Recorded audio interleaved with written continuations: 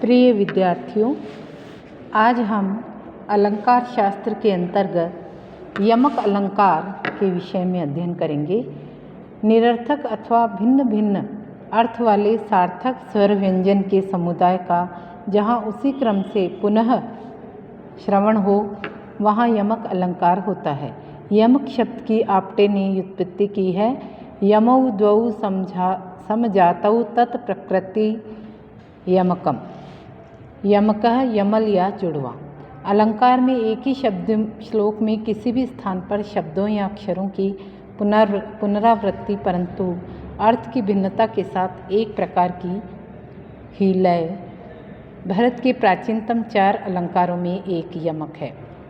आचार्य दंडी ने तत्तु नैकांत मधुरम कहते हुए यमक का अकेला प्रयोग मधुर नहीं होता यह सिद्ध किया है। आचार्य आनंदवर्धनाचार्य ने यमक का विस्तार से विवेचन किया है।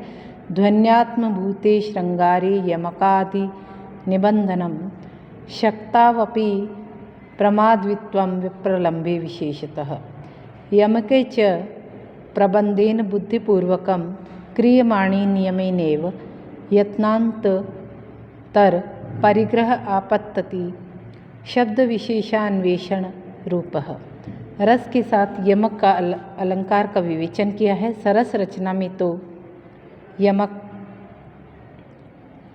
अलंकार रस को अंग बनाकर स्वयं अंगी बन जाता है। काव्यादर्शकार दंडी ने यमक का लक्षण भामे से भिन्न लिखा है। भामे का कथन है कि तुल्य श्रुति नाम भिन्ना नाम अभिधेयई परस्परम वर्णानाम च पुनर्वादो यमकम निगद्यते। आचार्य भामे ने श्रुति सम भिन्नार्थक शब्दों की आवृत्ति को यमक स्वीकार किया है। आचार्य दंडी ने यमक के संदर्भ में कहा है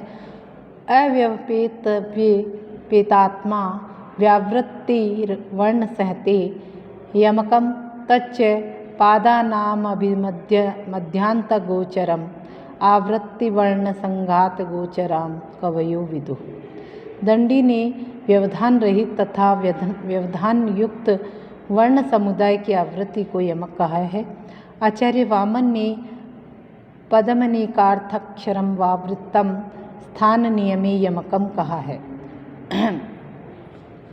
इसी प्रकार डॉक्टर राजवंश का संदर्भ में कथन है कि वामन का यमक निरूपण पूर्ववर्ती आचार्यों की अपेक्षा नवीनता से युक्त तथा नए बढ़ावा का सूचक है।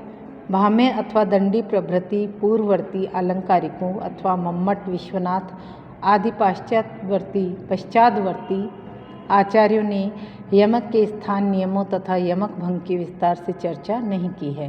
वामन ने अपने लक्षण में उक्त नियमों का समावेश कर अलंकार शास्त्र के इतिहास में सर्वथा नवीन एवं मौलिक विचार प्रस्तुत किया है। इन्होंने स्थान नियमों का निरूपण कर उन स्थानों का भी विशद विवरण दिया है। इनके अनुसार स्थान नियम के साथ अनेकार्थक पदों अथवा अक्षरों की आवृत्ति ही यमक है। वामन ने बताया है कि पदों में भंग या विच्छेद कर देने पर यमक अधिक उत्कृष्ट हो जाता है। उन्होंने स्थान नियम की व्यवस्था को दंडी के आधार पर की है, किंतु भंग नियम की योजना उनकी मौलिक कल्पना है। स्थान नियम की व्याख्या करते हुए कहना है कि यमक में जिन पदों की आवृत्ति होती उनकी स्थिति एक पाद में न होकर अनेक पदों में हो। इनके अनुसार संपूर्ण पाद या एक अथवा अनेक पाद के आदि मध्य एवं अंत भाग ही यमक की आवृत्ति के स्थान है। आचार्य वामन ने यमक अलंकार के 3 भेद किए: श्रृंखला, परिवर्तक और चूड़। श्रृंखला अखंड या पूर्ण वर्ण के विन्यास का इधर उधर हो जाना श्रृंखला है। परिवर्तक संसर्ग के कारण तिरस्कृत स्वरूप की प्राप्ति को परिवर्तक यमक कहा जाता है। और चूर्ण का अर्थ है संयुक्ताक्षर के अलग होने पर पद के स्वरूप का लोप हो जाना चूर्ण यमक कहलाता है। इसी प्रकार से आचार्य मम्मट ने यमक के संदर्भ में अपनी मान्यता प्रस्तुत की है। अर्थे सत्यर्थे भिन्नानाम वर्णानाम सा पुनः श्रुति। अर्थ होने पर भी भिन्न अर्थ वाले वर्ण समुदाय की उसी क्रम से पुनः श्रुति अथवा आवृत्ति को यमक कहते हैं। इसी की विवेचना में कहा है कि सेति सरोस आदि विलक्षण तनेव क्रमेण स्थिता।